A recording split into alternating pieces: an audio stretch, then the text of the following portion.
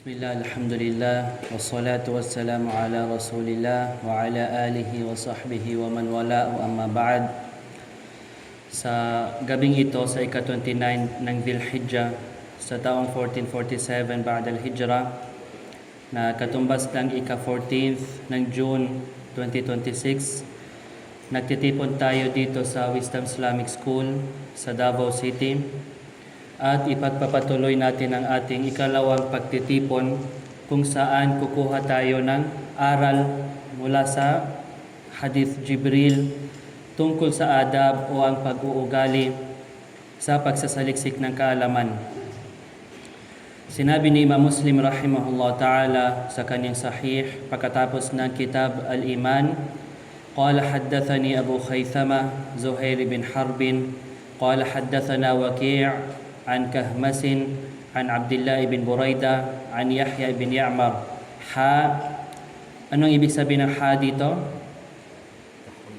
Tahwil al-isnad o ang paglipat mula sa isang isnad papunta sa pangalawang isnad. Sinabi ni Imam Muslim, وحدثنا عبيد الله بن معاذ العنبري وهذا حديثه قال حدثنا أبي قال حدثنا كهمس عن ابن بريدة عن يحيى بن يعمر. Pagkatapos niya binanggit ang dalawang isnad na ito at nakuha na natin ang sino-sino ang mga ito, kailan sila namatay, mula sa Kutubus Sitta saan natin makikita ang mga pangalan na ito. At nagbanggit tayo ng tatlong lataif o tatlong benefits tungkol sa isnad. Sino magbigay ng isa mula doon? Isa sa mga benefits tungkol sa isnad.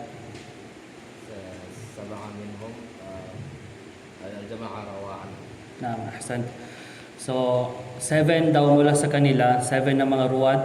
Ang jama'a ang nagriwaya mula sa kanila.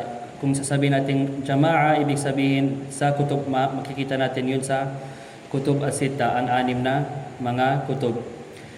So sinabi niya, qala kana awwala man qala fil qadari bil Basrati Ma'bad al-Juhani.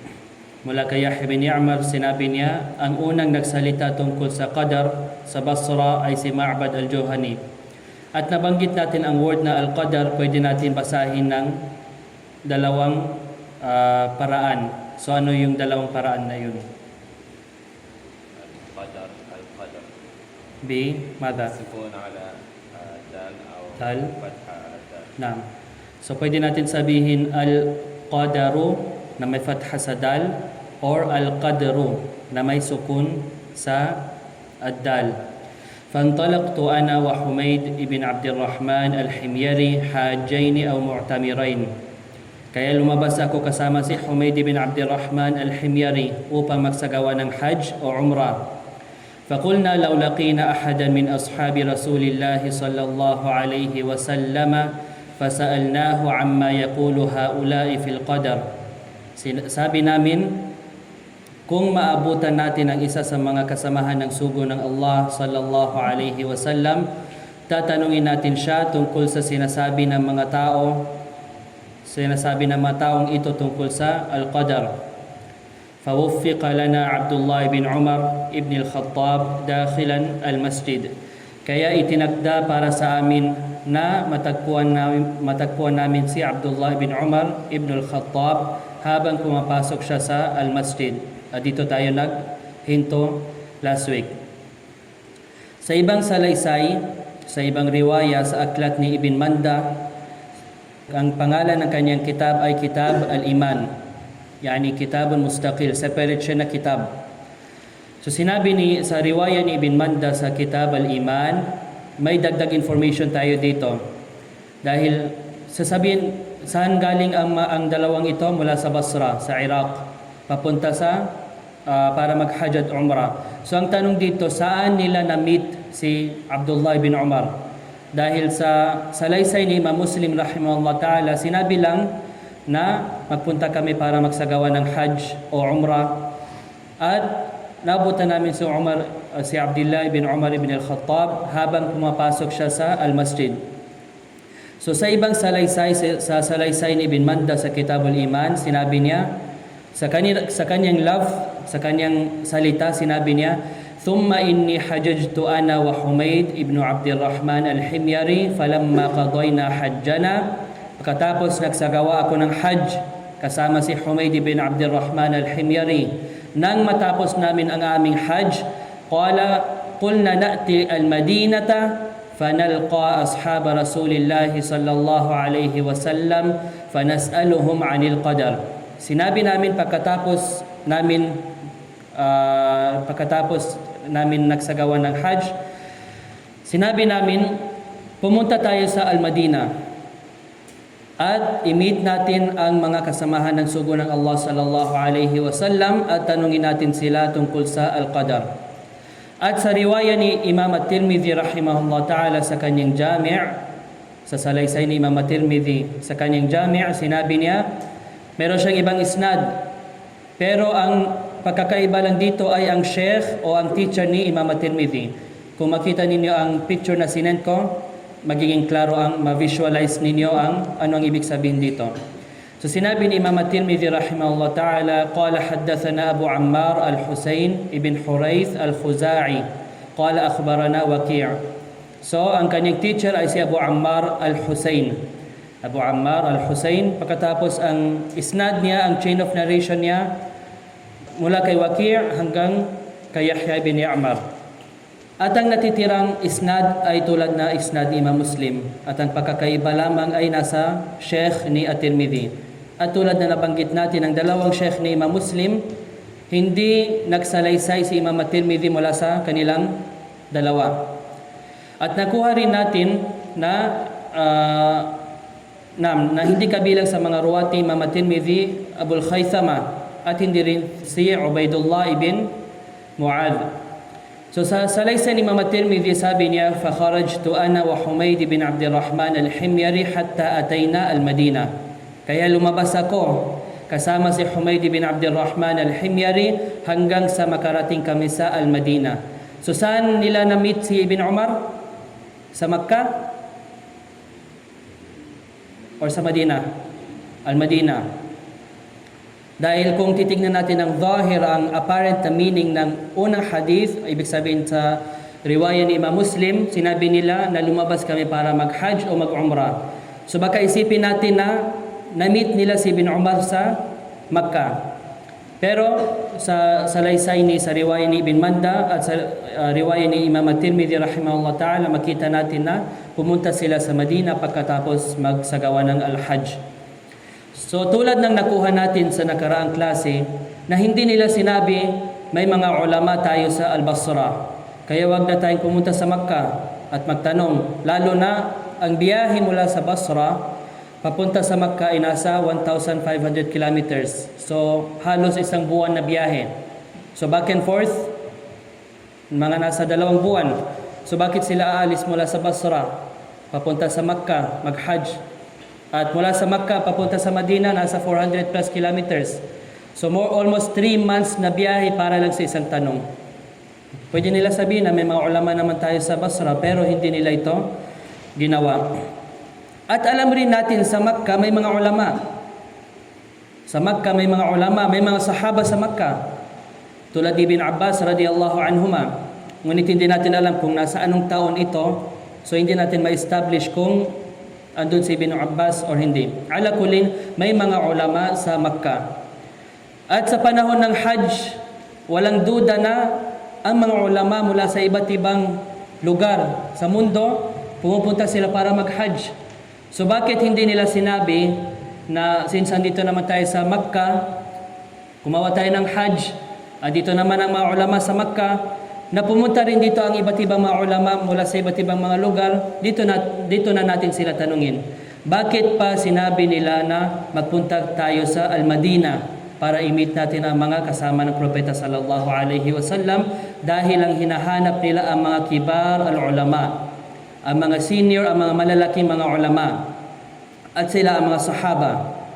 Kaya sinabi nila, pagkatapos nating magsagawa ng Hajj, pumunta tayo sa Al-Madina, dahil naroroon ang ibang mga sahaba at doon natin sila tatanungin. Lahat ng pagod na ito para saan? Halos 1 buwan na paglalakbay mula sa Basra hanggang Makkah. Nagsagawa sila ng Hajj Pagkatapos nagbiyahe sila ng halos 8 araw, 8 days mula sa Makkah hanggang Madina. Pagkatapos halos 1 buwan na biyahe pabalik sa Al-Basra. So higit 2 buwan ng paglalakbay. Lahat na pagod na ito para saan? Para itanong nila ang isang tanong. Isa lang, hindi ito 10 tanong, 100 na tanong. Isang sensitibong tanong, isang sensitibong issue, isang nazila, itatanong nila sa mga kibar al-ulama. At upang malaman rin natin na ito ang kanilang pamamaraan, ito ang pamamaraan ng mga salaf. Naglalakbay sila, napapagod sila, at ginagawa nila ang lahat na ito kahit para lamang sa isang tanong. Ngunit sa panahon natin na yon, mayroon tayong eroplano, ngunit hindi tayo nagsisikap na puntahan ang mga ulama. Meron tayong cellphone, ngunit hindi natin ito ginagamit upang tawagan ang mga ulama. Kaya dapat suriin natin ang ating mga sarili. Ang salafiyya, ya ikhwa, barakallahu fikum, hindi lamang ito sa pagsunod sa mga salaf sa kanilang i'tiqad, sa kanilang paniniwala. Kabilang dito ang pagsunod sa kanilang pag-uugali. At mula dito ay ang paglalakbay papunta sa mga ulama, at mula dito ay ang pagtatanong sa kanila. So sinabi ni Imam Muslim sa kanyang riwaya, فَوُفِّقَ لَنَا عَبْدُ اللَّهِ بِنْ عُمَرْ ibn al-Khattab دَاخِلًا al-Masjid. Kaya itinakda para sa amin na matagpuan si Abdullah bin Umar ibn al-Khattab habang pumapasok siya sa al-Masjid. Anong masjid ito? Masjid an-Nabawi. So sinabi ni Sheikh Muhammad Adam al-Ethiopi rahimahullah ta'ala na ito ang Masjid an-Nabawi dahil ito ay nasa Madina. At ang katibayan dito ay ang riwaya na binanggit natin mula kay Ibn Manda, kung saan binanggit nila na pumunta sila sa Al-Madina at doon nila siya tinanong. At sa riwaya ni Imam At-Tirmidhi rahimahullah ta'ala, sa same na isnad na binanggit natin kanina, sinabi ni Imam At-Tirmidhi sa kanyang riwaya, wa huwa kharijun min al-masjid. Ibig sabihin habang siya ay lumalabas sa masjid. Sa riwaya ni Imam Muslim, mula kay Abu Khaythama at mula kay Ubaidullah bin Mu'adh, sinabi nila na habang pumapasok siya sa masjid. Ngunit sa riwaya ni Imam At-Tirmidhi, sinabi habang lumalabas sa masjid. Zahiran, di ba may contradiction? Ano ba talaga? Habang pumapasok siya o habang lumalabas siya? So meron tayong 4 na isnad dito. Ang una, Imam Muslim mula kay Abi Khaythama mula kay Waki'. Ikalawang isnad, Imam Muslim mula kay Ubaidillah ibn Mu'adh mula sa kanyang ama. Ikatlong riwaya mula kay Abi Dawud sa kanyang sunan, si Imam Abi Dawud al-Sijistani. At ang kanyang isnad ay tulad ng isnad ni Imam Muslim rahimahullah ta'ala mula kay Ubaidullah ibn Mu'adh. Kaya kung titignan natin ang riwaya ni Imam Abi Dawud, magkatugma sila sa love, sa salita, sa wordings, si Abu Dawud at si Imam Muslim. At ang ika-4 ay si Imam Tirmidhi mula kay Abi Ammar al-Husayn bin Hurayth al-Khuzai. Sa salaysay ni na Abu Khaythama at Ubaidullah, binanggit na natagpuan nila siya habang pumapasok sa masjid. At sa salaysay naman ni Imam At-Tirmidhi mula kay Abi Ammar, binanggit na natagpuan nila siya habang lumalabas sa masjid. So apparently sa maliit na research na ginawa ko, wala ko nakita na binanggit na mga ulama sa kanilang explanation na kung saan dito ang tama. Pumapasok ba siya sa masjid o lumalabas ba siya sa masjid? Ala kullin, sa huli, hindi naman ito nakaka-apekto sa kwento. May makuha ba tayo bagong benefit mula dito? Habang pumapasok siya sa masjid o habang lumalabas siya sa masjid. So, hadha la yu'athir, wala itong epekto sa kwento or wala tayong makukuhang bagong benefit mula dito. Sa ala kullin, either habang pumapasok siya sa masjid o habang lumalabas siya sa masjid, ang point dito is na-meet nila si Ibn Umar radiyallahu anhuma. At makikita rin natin dito ang kanilang katayuan at ugnayan sa mga masajid. Sapagkat saan nila na-meet si Ibn Umar? Hindi ba sa masjid? Sa lahat pa naman ng mga masajid sa Masjid an-Nabawi habang pumapasok o lumalabas. So hindi sa lugar ng kung saan ginagawa ang mga kasalanan tulad sa mall. So dito natin makikita na ang taalluq nila sa al-masajid. Qala fawuffiqa lana Abdullah bin Umar ibn al-Khattab dakhilan al-masjid. Kaya itinakda para sa amin na matagpuan si Abdullah ibn Umar ibn al-Khattab habang pumapasok siya sa masjid. Faktanaftuhu ana wa sahibi ahaduna an yaminihi wal akharu an shimalihi. Kaya pumuwesto kami ng aking kasama sa magkabilang tabi niya. Ang isa sa amin ay nasa kanyang kanan at ang isa naman ay nasa kanyang kaliwa. Ibig sabihin, pumunta ang isa sa kanila sa kanan ni Ibn Umar sa right side, ang isa naman sa kaliwa sa left side. At si Ibn Umar ay nasa gitna. So ang tanong dito, sino ang tumayo sa kaliwa or sa kanan? Si Humayd ba or si Yahya? At sino naman ang tumayo sa kaliwa? Sa riwaya sa salaysay ni Imam Muslim, wala itong indication. Ngunit sa riwaya ni Ibn Manda, sinabi niya, فَقُمْتُ عَنْ يَمِينِهِ وَقَامَ عَنْ شِمَالِهِ. Ibig sabihin, kaya tumayo ako sa kanyang kanan. Sino ang tinutukoy dito? Yahya ibn Ya'mar, dahil siya ang nagnanarrate ng incident na ito. Siya ang nagkukwento ng salaysay na ito. Kaya tumayo ako sa kanyang kanan at tumayo siya ang kanyang kasama sa kanyang kaliwa. At ang tinutukoy dito ay sino? Si Humayd al-Himyari. So, si Yahya bin Ya'mar ang tumayo sa kanan at si Humayd al-Himyari ang tumayo sa kaliwa. Wala itong, tulad na nabanggit natin, wala tayong makukuha na bagong information or bagong benefit dito. Pero dito natin makikita ang dikka ng mga ahlil hadith, ang mga ulama ng hadith, kung saan kahit ganitong mga detailed information binabanggit nila. Kaya dito natin makikita na ipinaliwanag ng salaysay na ito kung sino ang tumayo sa kanan at kung sino ang tumayo sa kaliwa. So, sinabi ni An-Nawawi rahimahullah ta'ala sa Al-Minhaj, kanyang syarh sa Sahih Muslim, sinabi niya, fihi tanbihun ala adabil jama'a fi mashyihim ma'a fadilihim wa huwa annahum yaktanifunahu wa yahuffuna bihi. Sinabi niya si Al-Hafidh An-Nawawi rahimahullah ta'ala na mula sa mga aral na makukuha natin dito ay ang adab, ang pag-uugali ng jama'a ng isang grupo kapag sila ay naglalakad kasama ang pinakamarangal o pinakamainam, pinakafadil sa kanila. Palibutan nila siya at samahan sa magkabilang tabi. Ibig sabihin, kapag alam natin na may isang tao na mathalan isang sheikh o may mataas na antas, not necessarily sa din. So, ano ang adab natin? Saan ba tayo tatayo? So, isa sa mga adab ay tatayo tayo sa tabi niya. At sinabi ni Al-Qurtubi rahimahullah ta'ala sa Al-Mufhim, at ito ang kanyang paliwanag sa Sahih Muslim, at ang pangalan ng aklat niya ay Al-Mufhim lima ashkala min talkhis kitabi Muslim. Familiar ba sa inyo kung sino si Al-Qurtubi? Or narinig ninyo at least? Ano yung, what do you know about Al-Qurtubi?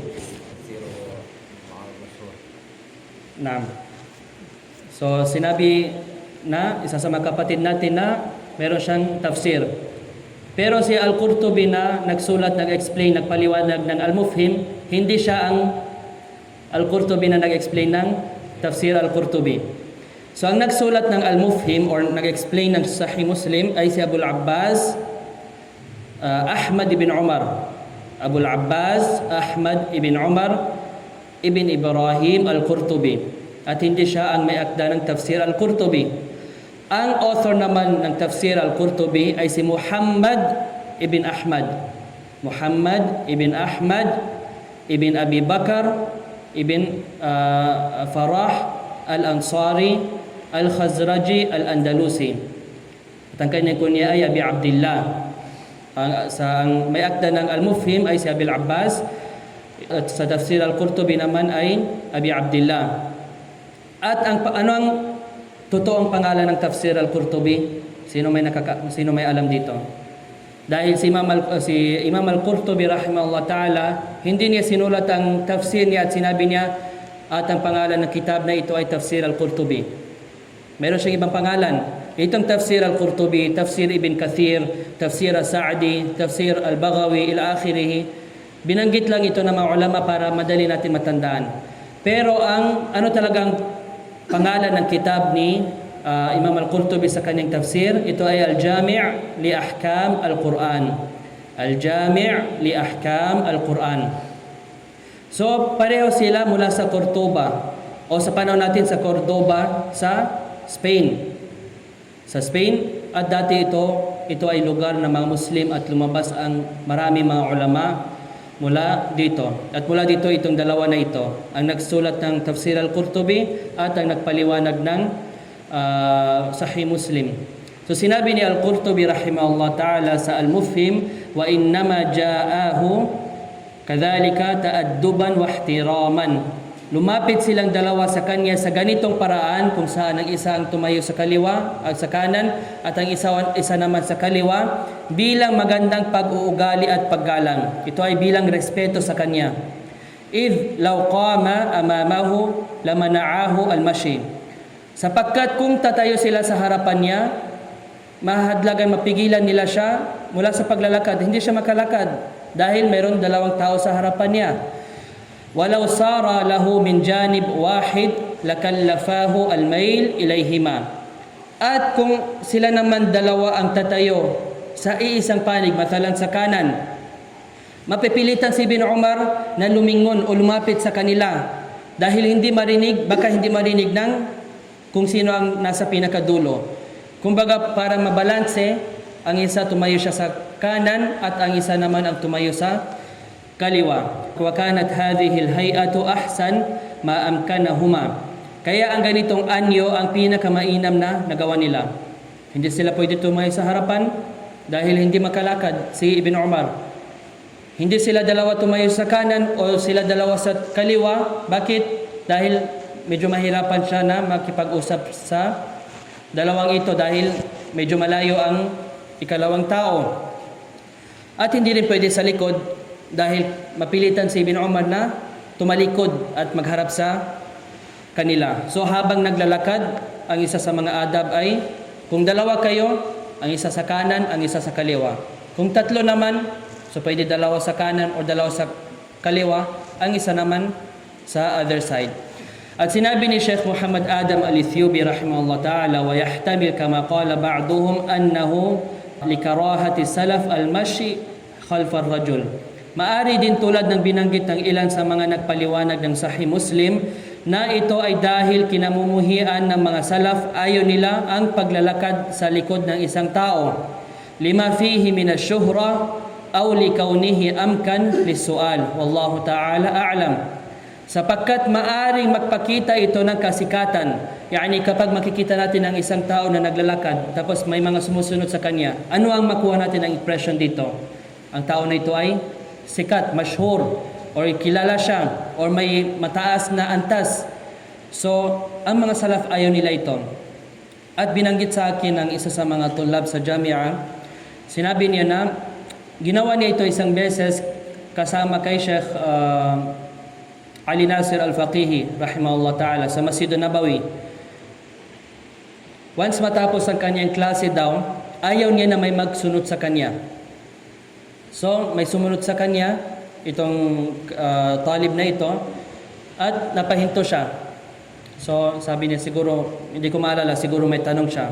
After siya nagtanong, so, sabi ng talib na yun, parang nagkataon rin na palabas sila sa masjid. So habang palabas si Sheikh, sumusunod pa rin siya. Pero hindi niya intention na sundin ang Sheikh dahil lumalabas sila. So noon napansin ni Sheikh Ali Nasir Al-Faqihi, napahinto na naman siya. Parang gusto niya sabihin, bakit ka sumusunod sa akin? So ayaw ito ng mga salaf rahimahumullah ta'ala. Hanggang sa panahon natin, makikita natin sa ibang mga ulama, ibang mga masyaikh na halimbawa pagkatapos ng klase nila, ayaw nila na may susunod sa likod nila.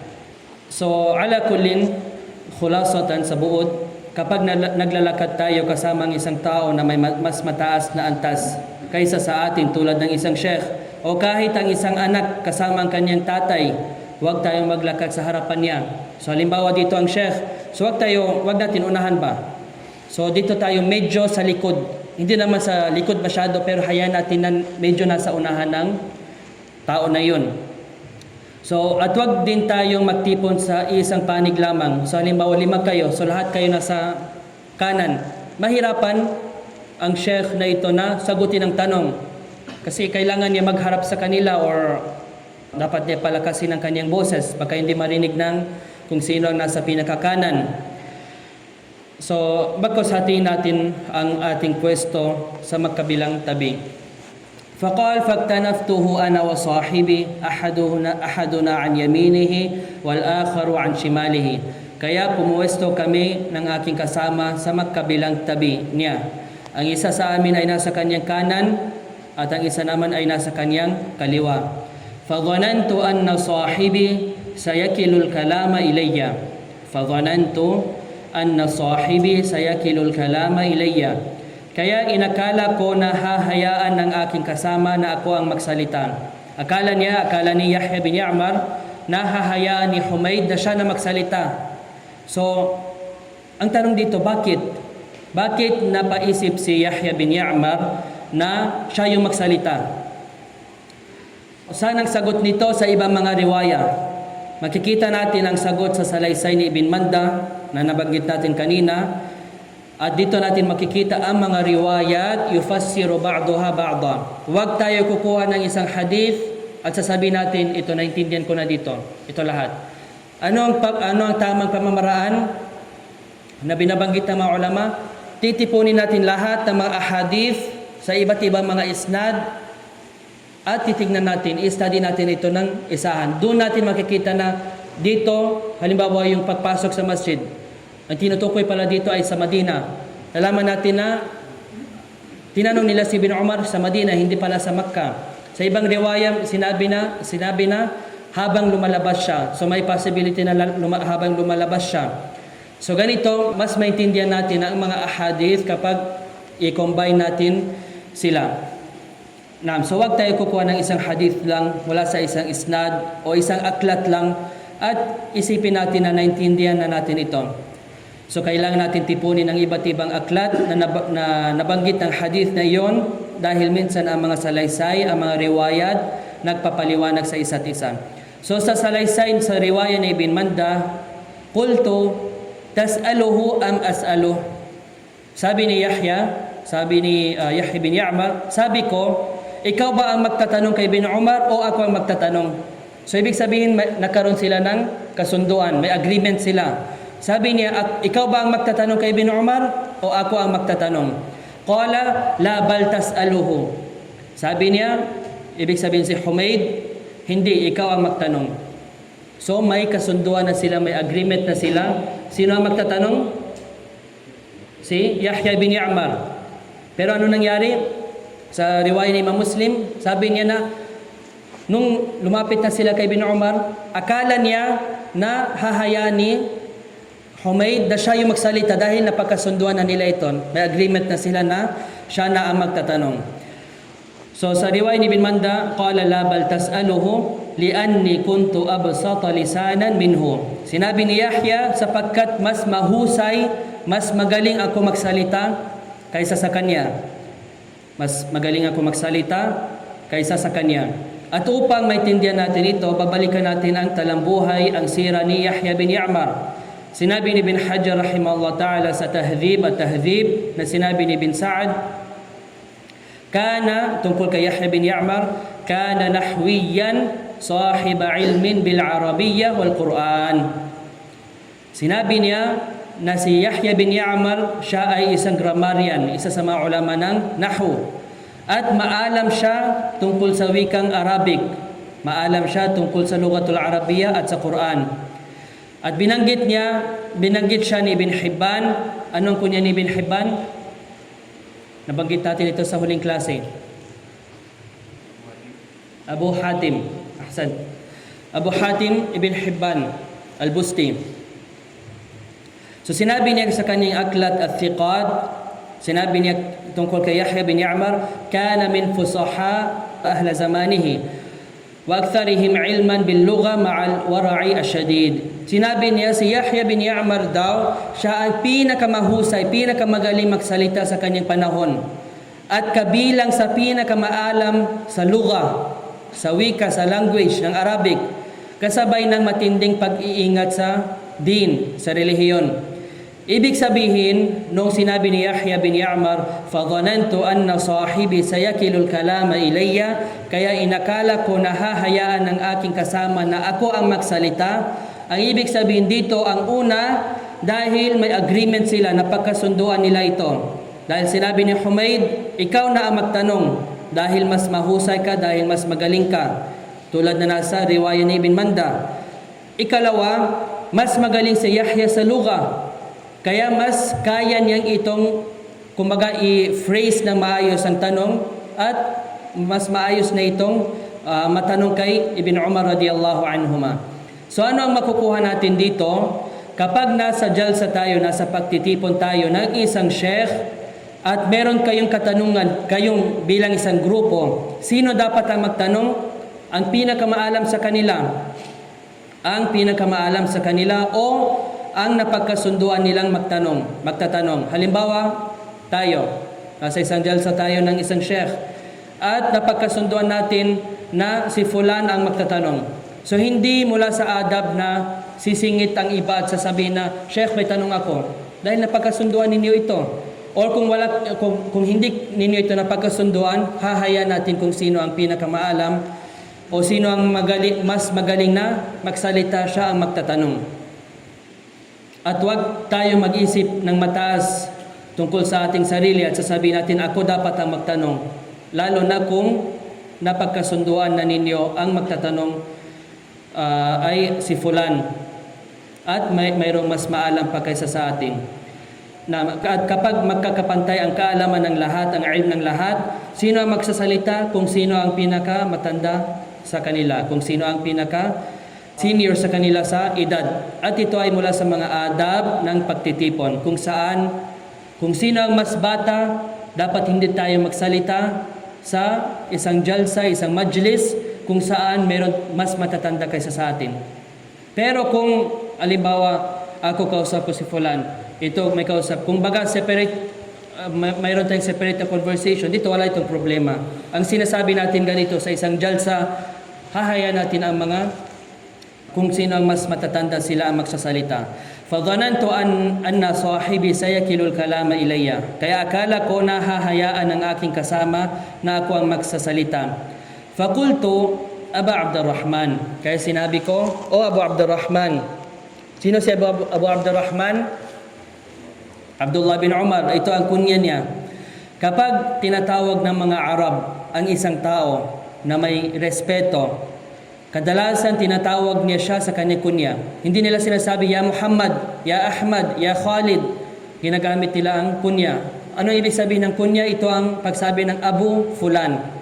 Tulad kanina, Abu Khaythama. Dito, Abu Abdurrahman. Ang tatay ni Abdurrahman. O sa babae naman, si Fulan. Ang nanay ni ganito. Mathalan, Salama. Ang nanay ni Salama. Ila akhiri. So ito ang kunya. So kung gusto natin respetuhin ng isang tao, sa culture ng mga Arab, tatawagin natin siya sa kanyang kunya. At ang mga ganitong bagay ay bumabalik sa kaugalian ng mga tao at nakakaiba ito ayon sa panahon at lugar. At kung titignan natin dito, si Humayd al-Himyari at si Yahya bin Ya'mar, bakit hindi nila tinawag si Ibn Umar na Ya Sheikh, Ya Ustad? Bagkus tinawag nila siya sa kanyang kunya at hindi rin sa kanyang pangalan. Dahil ito ang kanilang urf, ito ang kanilang kaugalian or nakasanayan. Na ang mga maalam, tinatawag nila siya sa kanyang kunya.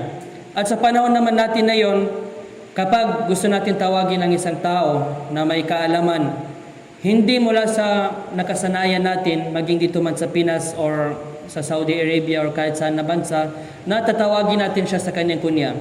Anong naging urf natin? Tatawagin natin siya na Ya Ustad, Ya Sheikh, o ano pang nakasanayan ng bawat lugar. فَقُلْتُ أَبَا عَبْدِ الرَّحْمَنِ. Kaya sinabi ko, O Abu Abdurrahman, إِنَّهُ قَدْ ظَهَرَ قِبَلَنَا نَاسٌ يَقْرَؤُونَ الْقُرْآنَ وَيَتَقَفَّرُونَ الْعِلْمِ وَذَكَرَ مِنْ شَأْنِهِمْ. Katotohanan, lumitaw sa amin ang mga tao na nagbabasa ng Quran at nagsasaliksik ng kaalaman at binanggit niya ang kanyang kalagayan. Sinabi ni An-Nawawi rahimahullah ta'ala sa Al-Minhaj, قوله وذكر من شأنهم هذا الكلام من كلام بعض الرواد الذين دون يحيى بن يعمر. So itong salita وذكر من شأنهم at binanggit niya ang kanilang kalagayan, hindi si Yahya bin Ya'mar ang nagsabi nito kay Ibn Umar. Bagkus saan ito galing? Sa ibang mga ruwat, ibang mga nagsalaysay ng hadith na ito na nasa mas mababa kaysa kay Yahya bin Ya'mar. Wal-zahir, sinabi ni An-Nawawi, at apparently annahu min Ibn Burayda Ar-Rawi an Yahya bin Ya'mar. Ito ay mula kay Ibn Burayda, Abdullah bin Burayda, na nagsalaysay mula kay Yahya bin Ya'mar. Ibig sabihin, si Yahya bin Ya'mar, sinabi niya, binanggit niyang dalawang katangian o dalawang description ng mga tao na ito. Nagbabasa sila ng Quran at nagsasaliksik ng kaalaman. At may binanggit siya ng ibang bagay na hindi binanggit ng estudyante ni Yahya bin Ya'mar, si Abdullah bin Burayda. Ano ginawa niya? Kumbaga sinabi niya na at may mga binanggit siya na ibang mga bagay tungkol sa mga tao na ito. يعني وذكر ابن يعمر من حال هؤلاء ووصفهم بالفضيلة في العلم والاجتهاد في تحصيله والاعتناء به. Ibig sabihin, sinabi ni An-Nawawi, binanggit ni Ibn Ya'mar ang kalagayan ng mga taong ito at inilarawan niya sila na meron silang kaalaman, meron silang ilm, at nagsisikap sila, meron silang effort sa pagkuha nito, at nagbibigay sila ng pansin dito, nagbibigay sila ng importance tungkol sa pagsasaliksik ng kaalaman. Ibig sabihin, at yun ang sinabi ni An-Nawawi, ibig sabihin, tulad ng nabanggit natin, hindi ba sinabi natin sa huling klase, si Ma'bad al-Juhani ay isa sa mga ruwat, isa sa mga tao kung saan kumukuha sila ng hadith mula sa kanya. Si Ma'bad al-Juhani at ang kanya makasama, sila ay hindi mga ignorante ng mga tao na bigla lang lumitaw. Bagkus sila ay nagsasaliksik ng kaalaman at binibigyan nila ito ng kahalagahan. At tulad ng nabanggit natin, maaari maligaw ang isang alim. Hindi natin sinasabi na kapag ang isang tao ay naging isang alim na ganito na ang magiging kalagayan niya hanggang mamatay siya. Hindi, maaring maligaw ang isang alim kahit na may kaalaman siya. Kung sila ay hindi ligtas ang mga ulama, kung sila ay hindi ligtas mula sa pagkaligaw, paano na lang tayo na wala tayong masyadong kaalaman? Kaya dapat hingin natin sa Allah subhanahu wa ta'ala lagi na patatagin tayo sa al-haq, sa katotohanan. Hindi ba kinuha rin natin mula sa mga salaysay na ito na ang refutation o ang tugon laban sa mga nagsasabi na wag na kayo magtanong o wag na tayo magtanong sa mga ulama sa Al-Mamlaka, halimbawa sa Saudi Arabia, dahil mas alam natin ang kalagayan natin. Ang mga ulama sa Saudi, hindi nila alam ano ang nangyayari dito sa Pilipinas. Sa paglalarawan nila kay Ibn Umar, pag-describe nila kay Ibn Umar tungkol sa mga tao sa Basra, makukuha natin dito, naam, ang mga ulama, hindi nila alam ano ang kalagayan ng mga tao dito. So anong wajib sa atin? I-describe natin sa kanila. Ya Sheikh, dito sa ganitong lugar, ganito ang mga nangyayari. So ano ang gagawin natin? So wag natin sabihin na wala silang kaalaman, so hindi na natin sila tanungin.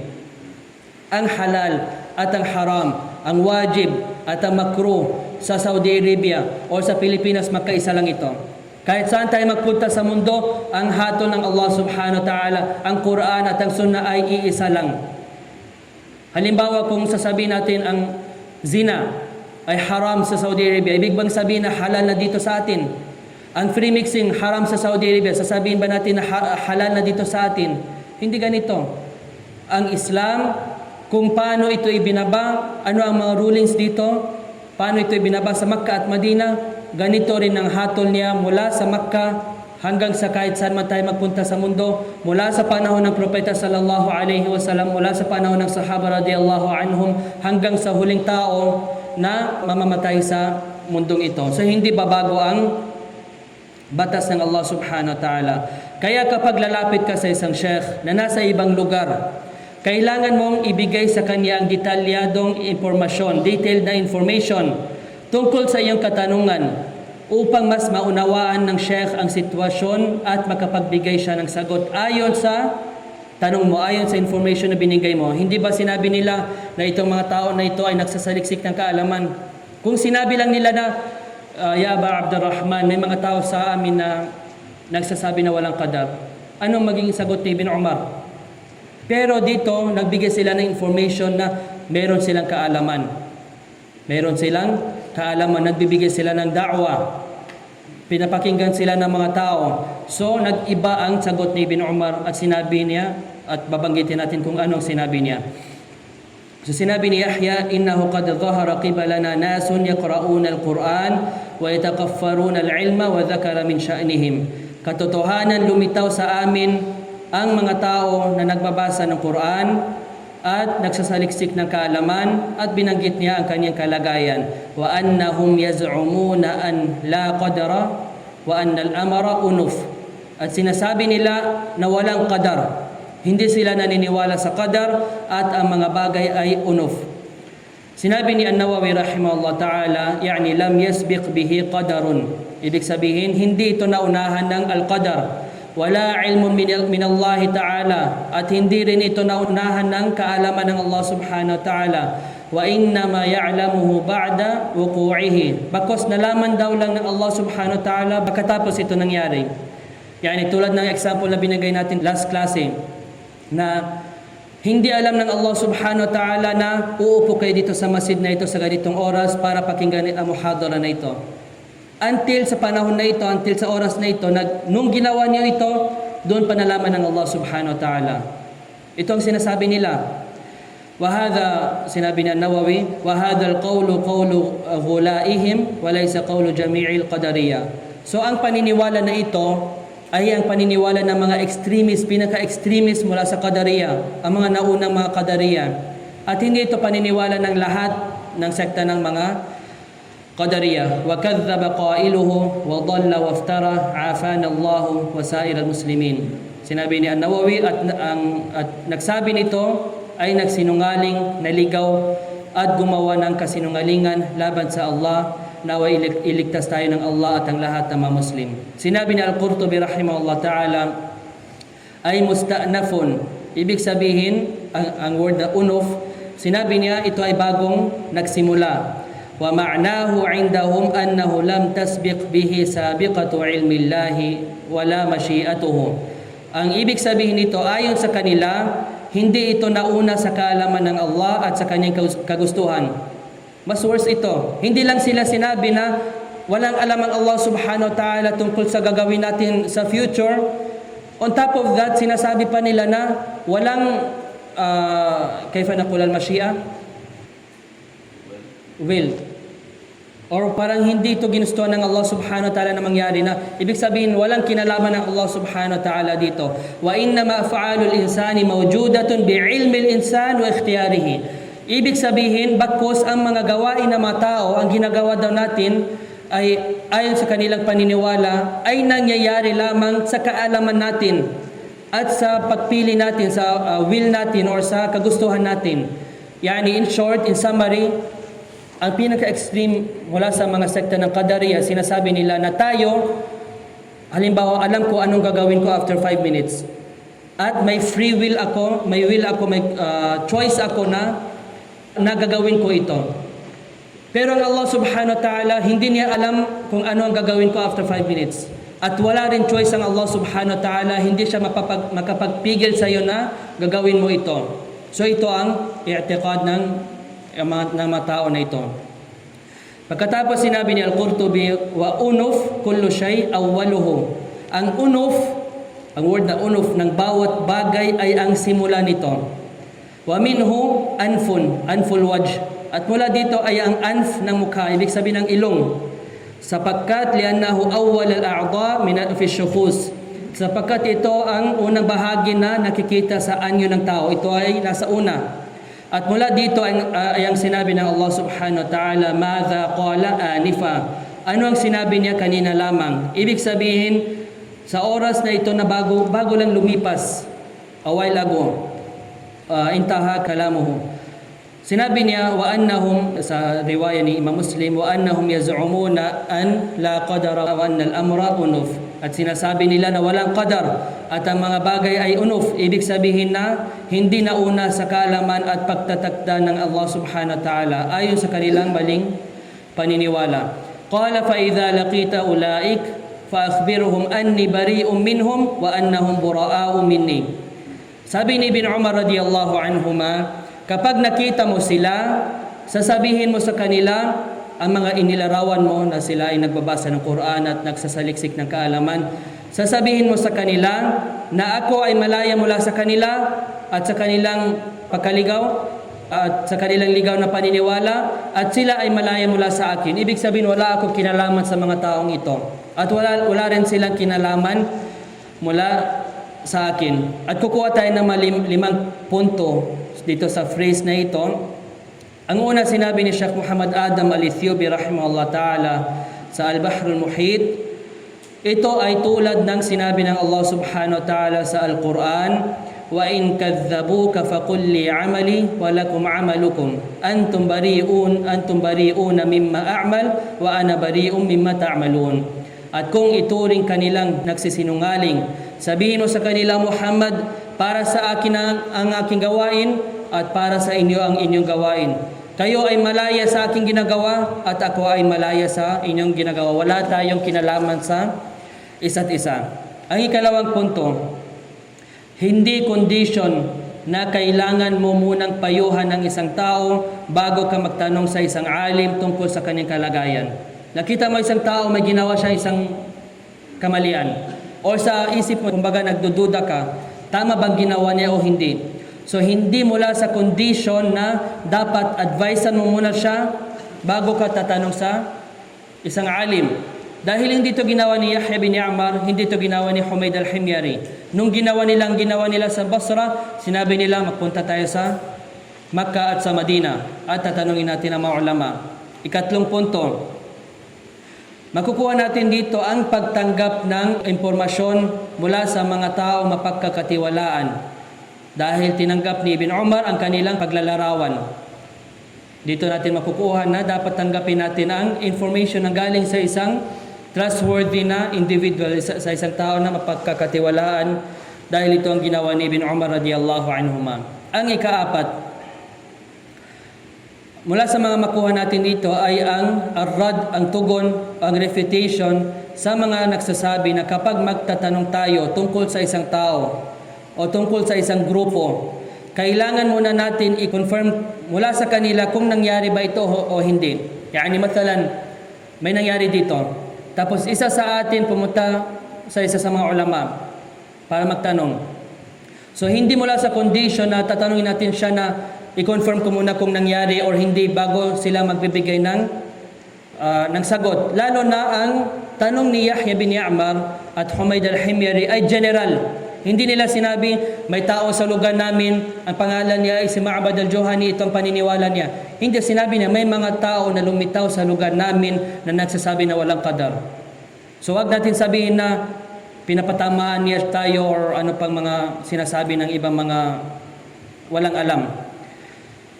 Ang ikalimang benefit na makuha natin dito ay kapag nalaman mo na mali at ligaw ang ginagawa ng isang tao, kinakailangan mong ipalaya ang iyong sarili mula sa kanya at idideklara na wala kang kinalaman doon. Ibig sabihin, nakita mo si Fulan gumawa ng kamalian, na iyon na-establish na sa iyo mula sa Quran, sa Sunnah, sa sinabi ng Ahlul Ilm na mali ang ginawa niya. So sabihin mo, wala akong kinalaman, na hindi ko siya sinusuporta sa ginagawa niya. Huwag mo sabihin na kaibigan ko ito for the past 5 years, 10 years, 20 years, 30 years. Hindi. Sabihin, wala akong kinalaman sa ginagawa mo. Qala fa idza laqita ulaika fa akhbirhum anni bari'un minhum wa annahum bura'a'u minni. Sinabi niya, ibig sabihin ni Ibn Umar, kapag nakita mo sila, sabihin mo sa kanila ang mga inilarawan mo na ako ay malaya mula sa kanila at sa kanilang ligaw na paniniwala at sila ay malaya mula sa akin. Walladhi yahlifu bihi Abdullah bin Umar. Sumpa sa kanya na pinanunumpaan ni Abdullah bin Umar. Ibig sabihin, ito ay tulad ng pagsabi na wallahi. Ito ay tulad ng pagsabi ng wallahi, sumpa sa Allah or I swear by Allah. At sa sahihain, kung sasabihin natin sahihain, ano ang aklat na tinutukoy natin dito? Sahih al-Bukhari at Sahih Muslim. Sa dalawang sahih, mula kay Abdullah bin Umar, sinabi ng propeta sallallahu alaihi wasallam, man kana halifan falyahlif billah aw liyasmut. Kung sino man ang manumpa, hayaan siyang manumpa sa Allah o manatiling tahimik. At sa ibang mga riwayat, kung magsumpa tayo sa ibang maliban sa Allah subhanahu wa ta'ala, ito ay mula sa ashirk. Walladhi yahlifu bihi Abdullah bin Umar, sumpa sa kanya na pinanunumpaan ni Abdullah bin Umar, law anna li ahadihim mithla Uhudin dhahaban fa anfaqahu ma qabila Allah minhu hatta yu'minu bil qadar. Kung ang isa sa kanila ay may ginto na kasinlaki ng Uhud at igagasto niya ito sa sadaqa, hindi ito tatanggapin ng Allah mula sa kanya hanggang sa maniniwala siya sa al-qadar. قال لو أن لأحدهم مثل أحد ذهبا فأنفقه ما قبل الله منه حتى يؤمن بالقدر.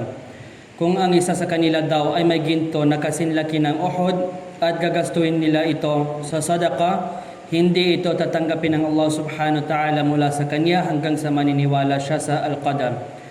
Ang unang punto dito ay tungkol sa al-dhahab. Al-dhahab ibig sabihin ano?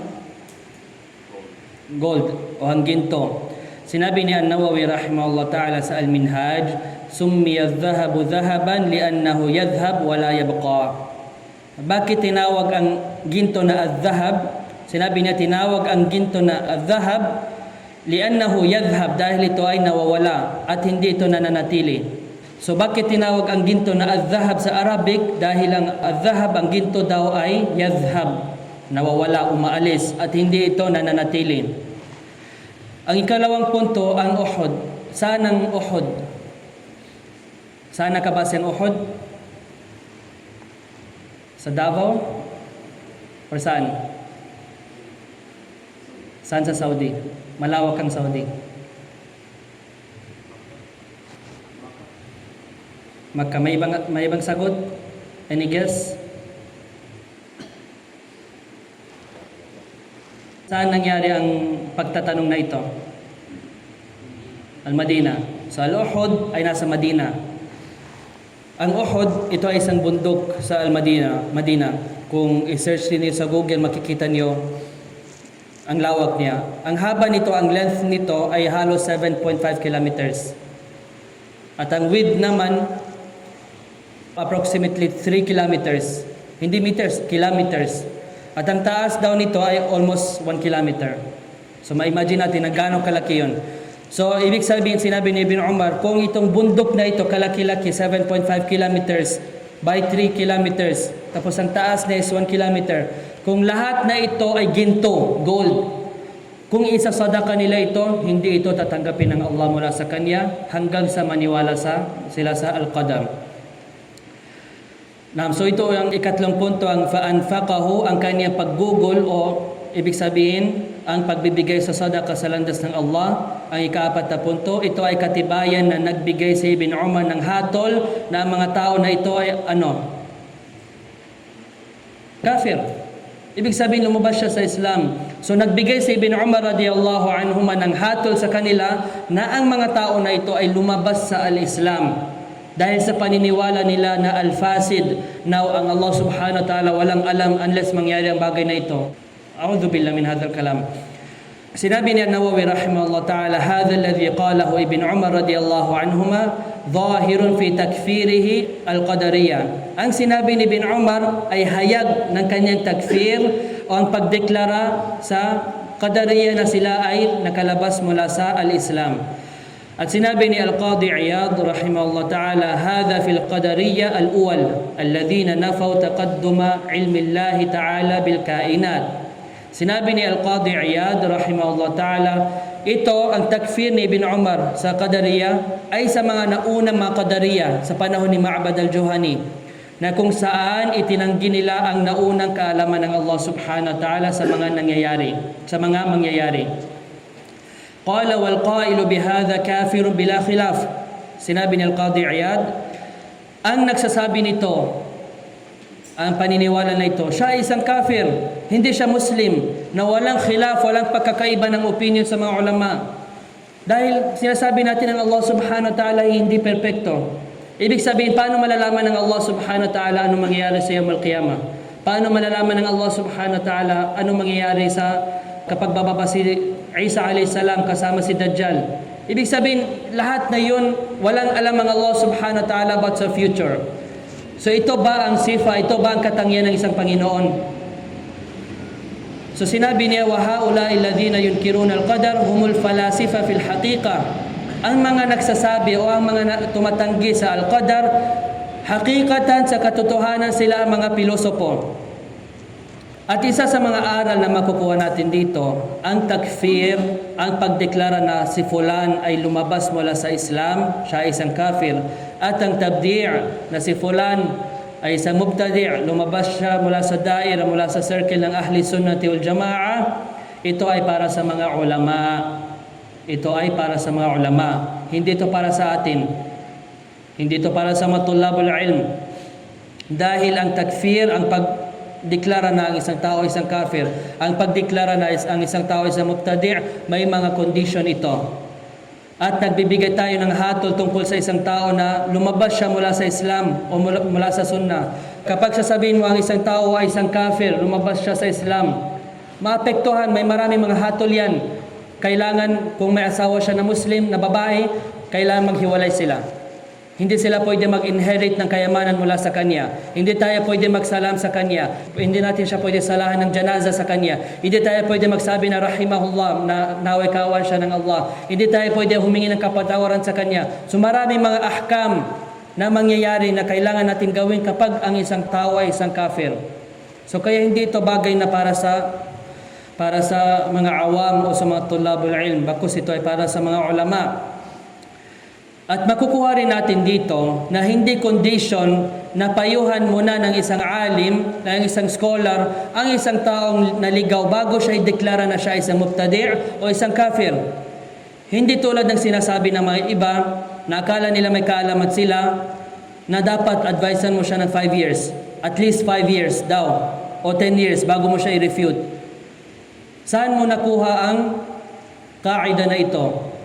Si Ibn Umar, dapat mas nauna siya. Dapat sinabi ni Ibn Umar kay Humayd al-Himyari at sa kanyang kasama na advisean muna natin itong mga tao na ito ng at least 5 years, at least 10 years before natin siya ideklara na lumabas siya sa Islam. At makukuha rin natin dito ang refutation sa mga nagsasabi na bago mo siya i-refute ang isang tao na nasa kaligawan at pinapakalat niya ang kanyang kaligawan sa mga tao, bago mo siya i-refute publicly, kailangan mo siya muna advisean. Kailangan mo muna siya payuhan. Kung ito ay kaida ng mga salaf, bakit hindi in-advise ni Ibn Umar? Bakit hindi sinabi ni Ibn Umar, Taib, sasama ko sa inyo papunta sa Basra, kausapin natin ang mga tao na ito, payuhan natin in private. Hindi, nagbigay na siya ng hatol ang mga tao na ito ay hindi Muslim. Lumabas sila mula sa al-Islam. Ngunit ang mga ganitong bagay, ang takfir tulad na nabanggit natin, o ang mga condition, kailan mag-refute, anong mga condition dito, ito ay bumabalik sa mga ulama. Dahil sila ang nakakaalam kung kailan magbigay ng ganitong mga hatol at kung kailan hindi. So ito lahat ng mga pinag-aralan natin so far. Mula sa huling klase hanggang ngayon. Ito ay mga kawaid na inilagay ng mga ulama ng mga salaf. Sinasabi natin mga salafi tayo, ito ang kaida, ito ang manhaj ng mga salaf. وقد صدق شيخ شيوخنا شيخ ربيع المدخلي رحمه الله تعالى. Totoo ang sinabi ni Sheikh Rabi' al-Madkhali rahimahullah ta'ala, bainana wa bainakum salaf. Nang pagitan natin at ang pagitan ninyo ay ang mga salaf. Wa bainana wa bainakum al-kutub. At ang pagitan natin at ang pagitan ninyo ay ang mga aklat. Bakit? Dahil ang mga aklat, sinabi ni Sheikh Rabi', mawjud. Meron ito na yon. Ito, saan natin makita ang hadith na ito? Sa Kutub al-Ahadith, sa Sahih Muslim, Sunan Abi Dawud at Tirmidhi. Sinabi ni Sheikh Rabi', kaya sinabi ng Allah subhanahu wa ta'ala tungkol sa mga Hudyo, "Qul fa'tu bit-Taurati fatluha in kuntum sadiqin." Sabihin mo sa mga Hudyo, dalhin mo dito ang Taura, itong aklat nila, at basahin mo in kuntum sadiqin, kung totoo ang sinasabi mo. Bakit? Kapag bubuksan nila ito, makikita nila na ang mga sinasabi nila ay salungat na nasa at-Taura. Kaya sinabi ni Sheikh Rabi', ito ang challenge natin sa mga ahlul bidah. Lahat ng mga ahlul bidah sa dunya, dalhin mo ang Kutub Sita, ang Sahih al-Bukhari, Sahih Muslim, itong kasama ng hadith na ito, ang mga kutub ni al-Bukhari, ang mga aklat ni Imam Muslim, ang mga aklat ni Sunan Abi Dawud, ang mga aklat ni Imam Ahmad bin Hanbal, at titingnan natin kung sino ang nasa hak, tayo ba o sila? Wallahi, ito yung sinabi ni Sheikh Rabi, waqad sadaq. Na yun, dumating tayo sa panahon, sinasabi nila dapat ganito, dapat ganyan. Babalikan natin ang mga pamamaraan ng mga salaf, malayo ang sinasabi nila mula sa mga pamamaraan ng mga salaf. So sino ang lumihis mula sa tamang landas? Ang mga hindi sumunod sa pamamaraan ng mga salaf. Kaya dapat pag-aralan natin, ang mga bagay na ito ay hindi kwento-kwento lang. Hindi ito kwento lang na pakinggan lang natin, may makuha tayong encouragement, hanggang dun lang. May mga kawaid dito, may mga principle dito na dapat panghawakan natin para pagdating ng fitna, alam natin anong gagawin natin. Pagdating ni Dajjal, anong gagawin natin? Andito, ito mga kawaid. Kung may mga ulama, puntahan natin mga ulama. Sabihin natin sa kanila, ya Sheikh, may mga lumitaw na ganito, ganyan. Ganito ang ginagawa niya. Sasabihin niya, huwa Dajjal. Sasabihin niya, siya si Dajjal. Wag tayo isipin na kaya na natin. Nasasabihin natin, may nakasulat na kaf, fa, ra. So, kukuha tayo dito na mag-aral at panghawakan natin ito ng mahigpit dahil andito ang kaligtasan para sa atin sa dunya na ito at sa akhirah. So sinabi niya, law anna li ahadihim mithla uhudin dhahaban fa anfaqahu ma qabila Allahu minhu hatta yu'mina bil qadar. Kung ang isa sa kanila ay may ginto na kasinlaki ng Uhud na may haba ng halos 7.5 kilometers. Ang width niya is 3 kilometers at ang taas niya is 1 kilometer at igagasto nila ito sa sadaqa, hindi ito tatanggapin ng Allah subhanahu wa ta'ala mula sa kanya hanggang sa maniwala siya sa Al-Qadar. Thumma qal, pagkatapos ni Ibn Umar, haddathani Abi Umar ibn al-Khattab. Iniulat sa akin ang aking tatay, si Umar ibn al-Khattab, qala bainama nahnu inda Rasulillahi sallallahu alayhi wa sallam dhata yawmin, habang kami ay nakaupo kasamang sugo ng Allah sallallahu alaihi wasallam isang araw, at dito talaga nagsisimula ang hadith Jibril.